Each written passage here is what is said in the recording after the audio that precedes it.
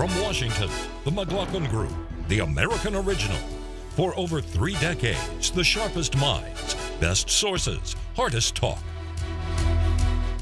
Issue 1. Next stop, New Hampshire.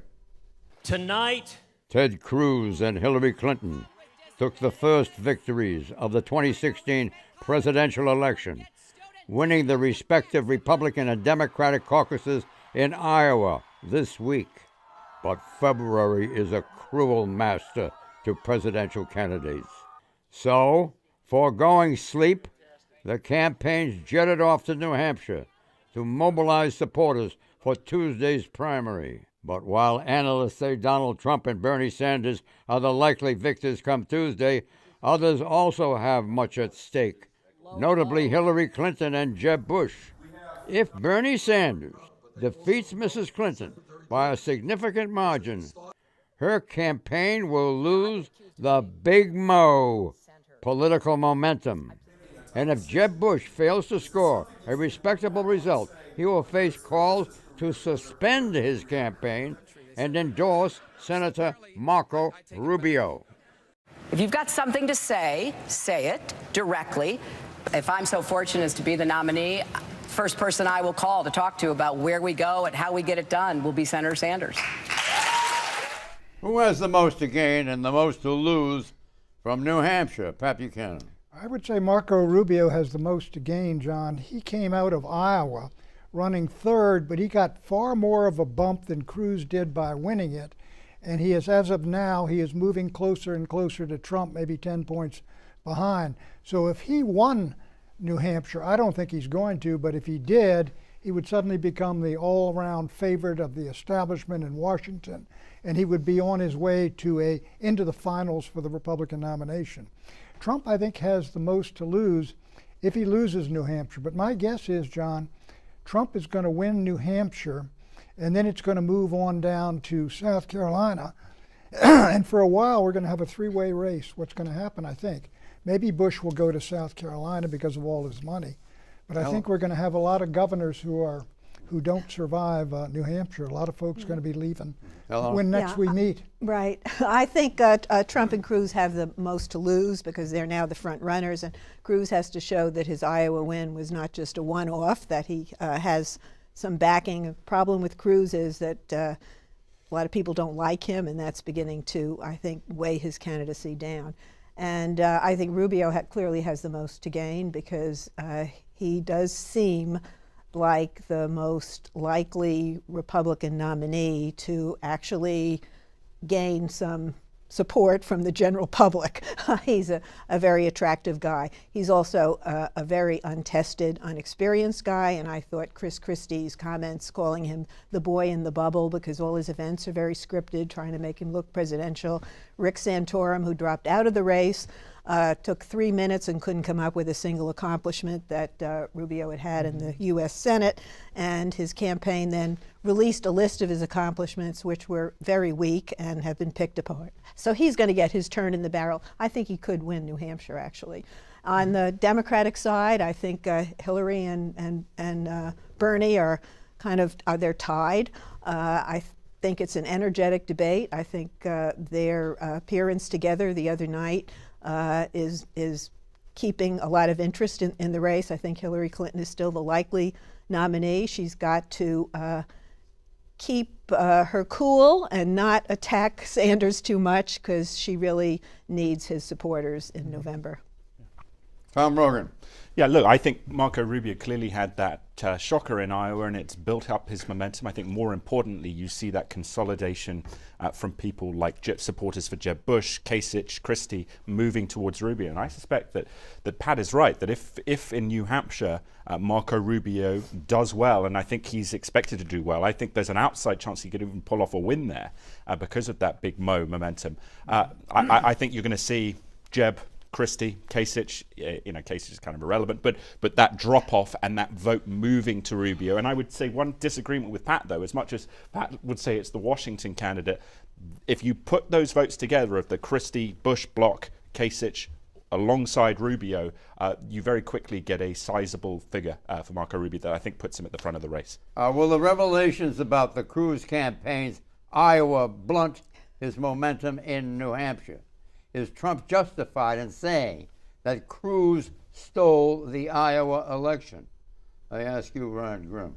No, he's not justified in saying that. But what's so remarkable about Donald Trump is his ability, with just a few tweets, to just create the next 12 hours of what the campaign cycle is going to be all about. The second that I saw him do a little Twitter storm attacking Ted Cruz for stealing the election, you knew that was going to be the thing that the cable networks are going to focus on, that the candidates are going to start getting asked about on the ground. And so it does throw Ted Cruz's game off. And his entire strategy this whole time has been to kind of wait out everybody else and be one of the last two standing. So he'd be the anti-establishment guy running up against Marco Rubio or whoever the establishment decides to put up. So he has a ton to lose here if Donald Trump sticks around and it becomes a Donald Trump versus whoever they put up there. Does it make or break time for Jeb Bush? Yeah, he's broken. So that he was broken several months ago. He has $100 million to carry him forward, but he's broken. Yeah, John, let me talk about there's something very major going on in this country, though. Look, we were talking, Trump got 5,000 people at Milford, New Hampshire. These mammoth crowds he's got are incredible, and Cruz is part of this sort of revolution taking place against the Capitol and everything. And Bernie is a revolution against the Democratic establishment. If both these campaigns fail and you wind up with a Rubio versus Hillary, you got a whole half of America which had all its enthusiasm up, wholly alienated. I don't know how you govern. You can speak for the Republican like side, but the Democratic side does not have to end up that way. First of all, they're not angry at the Democratic establishment. They're angry at the political system as a whole, as a whole. And I think I think in the end, if Sanders doesn't get the nomination, I don't expect that he will. He's going to be out there telling his people to go with Hillary, and whoever the Republicans nominate are going to get those people energized and engineered. How? Yeah, I don't see any. How? They're not going to want a Republican government. I don't know how. I don't see any great enthusiasm. Cruz has got a lot. I agree. And Trump has, it's just enormous, these crowds. But the other Republicans are just, nobody would, have little crowds watching those debates if it weren't for those guys. Well, exit question. Who will win New Hampshire's primaries?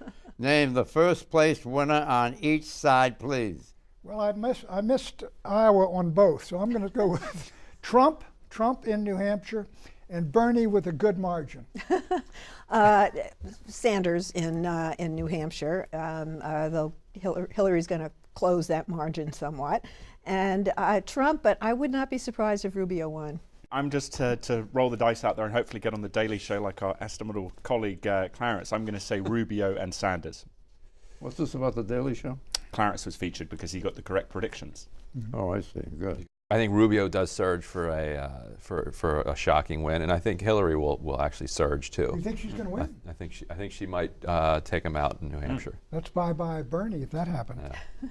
The answer is very simple. It's Trump and Sanders. Well, that's what I told you, John. You picked it right up on it. Very picked good. it right up. Well, there it was in front of me, laying there, coughing up blood. Issue 2, message in a tank. It will be a timely and significant contribution to NATO's deterrence and collective defense. This proposal is a vivid demonstration of the strength of our transatlantic bond.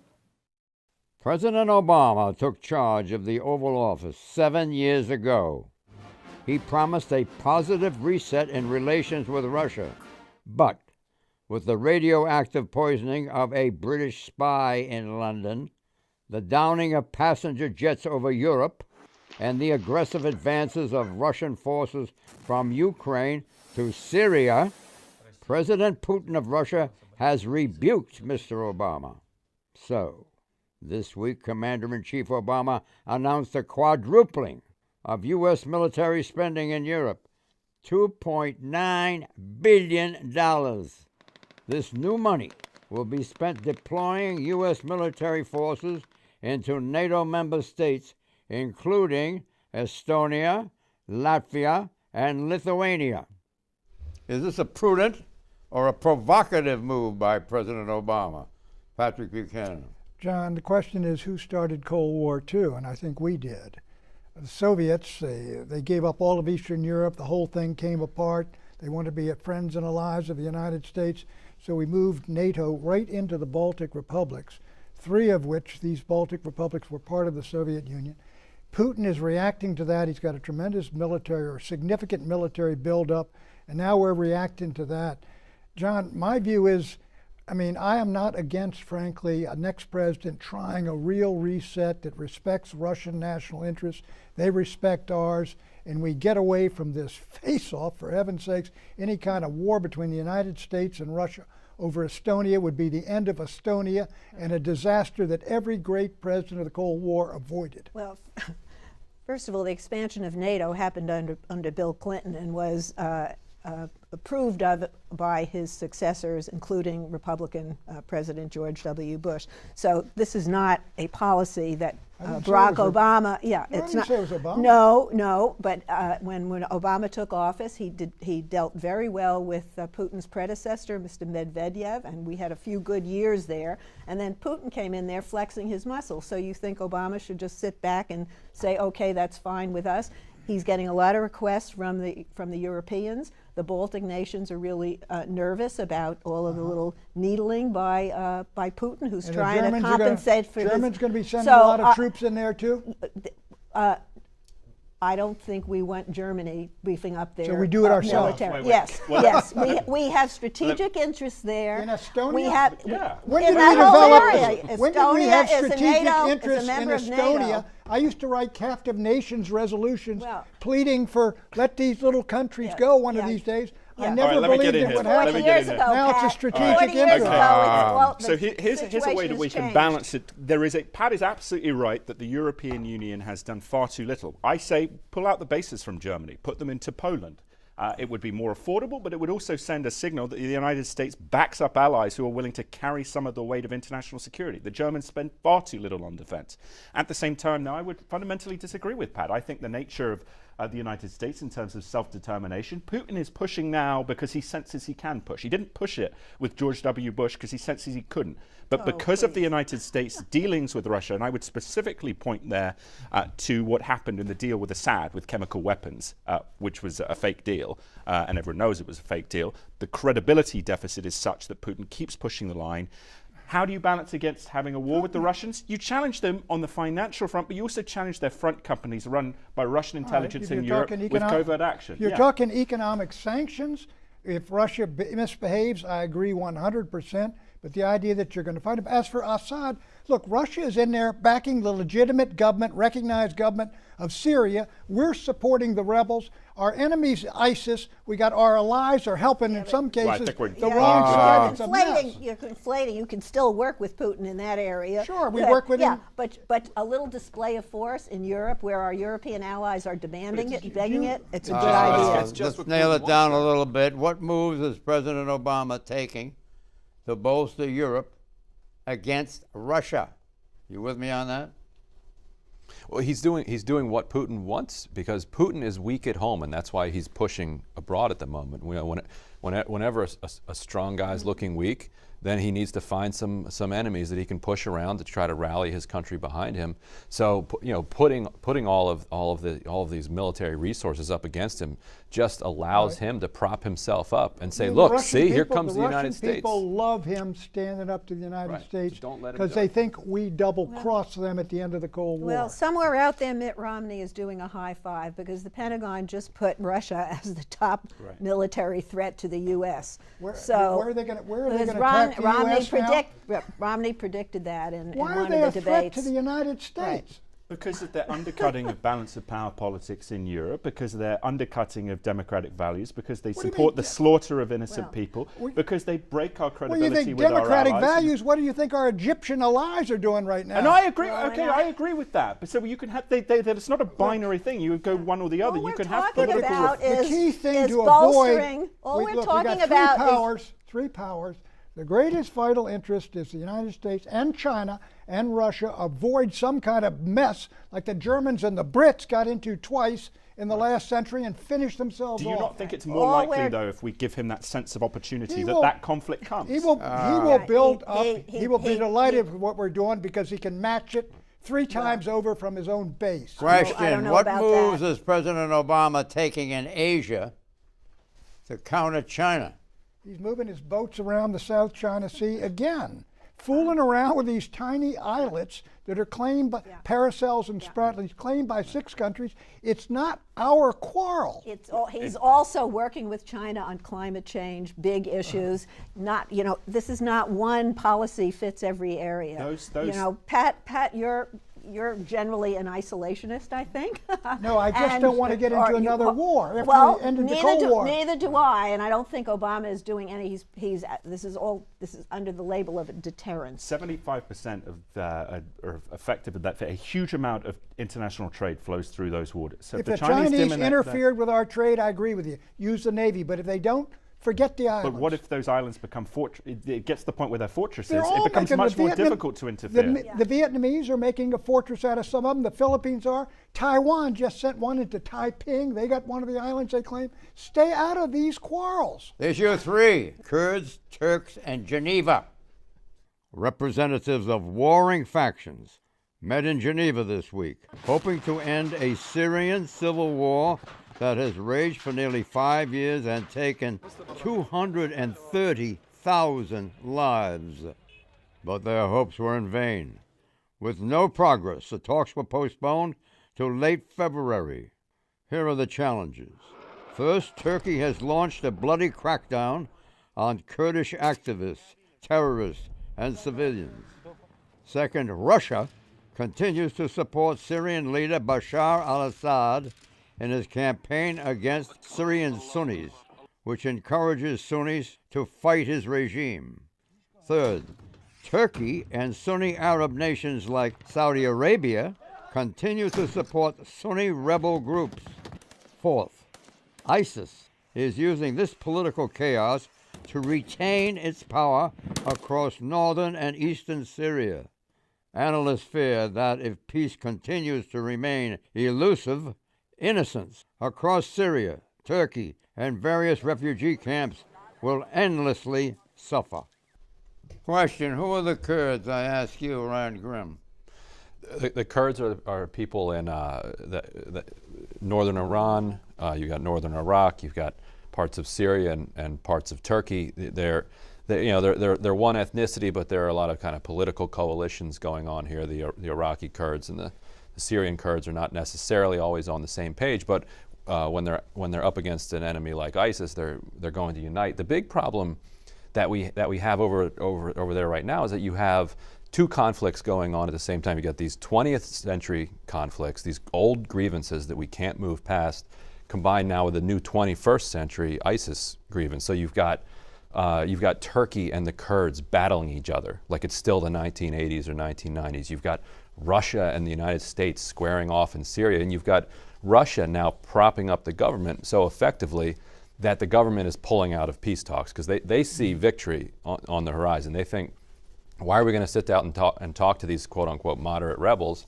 if we can just wipe them out in the next several months? They could defeat the moderate rebels up at Aleppo just this week. The Syrians are making a real move. But the problem is, as you mentioned, as the Turks see the Kurds, especially in southeastern Turkey, as the enemy, they hate the Kurds who are in Syria and the gains they're making. But those Kurds are our allies in fighting ISIS. As for the Saudis, they want to bring down Assad. Now, Assad is a dictator and a malevolent one, but at the same time, he and his army and Hezbollah and Iran and the Russians are the bulwarks against ISIS taking over Damascus. And so it's a very complex situation, John, and everybody's got their own enemies, and I think we ought to say we want to defeat ISIS first. Yes, well, we're saying that, but the president is keeping his distance from what he doesn't want to get any more involved in the chaos that's over there. It's not even clear who Turkey hates more, ISIS or the Kurds. Right. Or Assad. As soon as they seem fine with Assad, and they seem fine with ISIS. I would say the opportunity for the United States, though, I think we could have more influence with Erdogan because the Turkish have before formed these essential compromises with different Kurdish groups, including the more hardline groups, PKK. But the Turks have told the Kurds, if you cut off the final Right. supply lines into Syria, we're coming in after you. But if you could align the Turks to essentially, this is the key, to put pressure on Assad and the Russians and Iran to have a diplomatic compromise where the Russians can retain their bases, Latakia and Tartus. But the problem at the moment is that they're pushing north right onto Aleppo and slaughtering people. They're not just defending they Damascus. want to win the war. Well, No, but they're going to kill. Imagine that. Right, but the Sunnis are going to join ISIS, right? Well, Question: who's calling the shots in Syria today? Russia. Is it Putin Well, or President Obama? Russia has stepped in has changed the tide, because I think Assad was approaching his last legs. The Iranians have been bleeding in there. Hezbollah's been bleeding. And the Russians came in with the air power, and they really did something with it. They pounded the rebels, and now they're probably going to take back Aleppo. Russia has been an historic ally of Syria, so this is not suddenly like he's coming into the U.S.'s backyard. Right. So I would say let Russia have at it, and Obama should keep on what he's doing, which is not very much. You sound like Trump. Sounds like Bernie Sanders too, and Hillary Clinton. Doesn't I think. sound She good. would like Doesn't to sound protect some good to refugees. tens of thousands No, of Syrian civilians. Though, does it? Nobody wants to send A U.S. quick troops exit in. question: has the time come for Obama to cut his losses in Syria and embrace the Assad regime? No. Yes or no? I think that's a good question, John, in this sense. Look, if the moderate rebels are defeated, we should try to get a ceasefire and get them protected and get out, and basically everybody go after ISIS. The Okay, keep it- diplomatic settlement will be on the condition that Assad is removed If we can get that, that would be perfect. I worry, though, that that's possible. now. eventually. Right. Assad's not going anywhere. We had 4 or 5 years to make that happen. It didn't happen. Good. I'm glad. Issue 4: research, mosquitoes, and Zika. If we aggregate all this data in one place that's readable and accessible for scientists, researchers, and physicians, then the consensus is we can, in fact, speed up research advances and improve access to cures. Vice President Joe Biden is pushing scientists to share their research more openly. Some scientists say sharing research enables more effective cancer treatment, but others fear this sharing lowers the proprietary value of a scientist's work and so reduces research incentives. Yet, improved medical research is urgent. Consider that the WHO, World Health Organization, has declared the Zika virus outbreak a global emergency. Zika has infected over 1 million people in the Americas, mostly in Brazil, and is transmitted by the specific Aedes genus of mosquitoes. Note that Zika can be sexually spread and has been linked to microcephaly, or underdeveloped brains in babies. Should scientists listen to Joe Biden and share more research? PJ. John, there's a real conflict here. Many pharmaceutical companies and other scientists, they spend their whole lives and they develop something, and it's a drug, and it's a miracle drug, and it can cure a tremendous amount. And so they want to be rewarded, and the reward is also an incentive to do more. At the same time, people want to use these drugs immediately and more broadly in a humanitarian sense. So there's a real conflict of legitimate interests here. And I do think it's one where the government should move in, and if they have to, reward the scientists for what they've done. At the same time, you make I think there are two issues here. Somebody has to be incentivized to try to really quickly get a vaccine for Zika. It is a horrible affliction to bring babies into the world with small heads and brain damage, and I think it should make some countries question some of their abortion policies, because if you don't know that you're carrying this child and you discover you are, I think abortion is a very reasonable procedure. But what Joe Biden is doing, he got interested in cancer because his 46-year-old son was dying of cancer, and he had access to and talked to leading physicians and scientists around the country, and he realized they're doing different things here, and if they talk to each other, we could get along much quicker, perhaps, to finding cures to various kinds of cancer, and it's the moonshot to cancer. So I think that's a different issue from sort of mobilizing to get a vaccine. You're giving away the information you got, which is.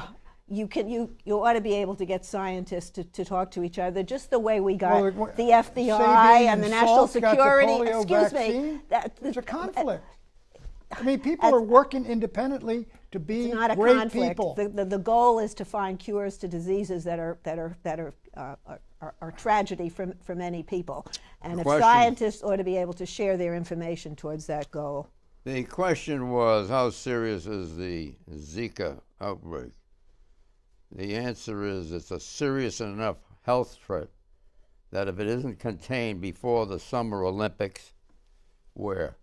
In Brazil. Right. Brazil, August the 6th in Brazil, it may spread to every country on the globe.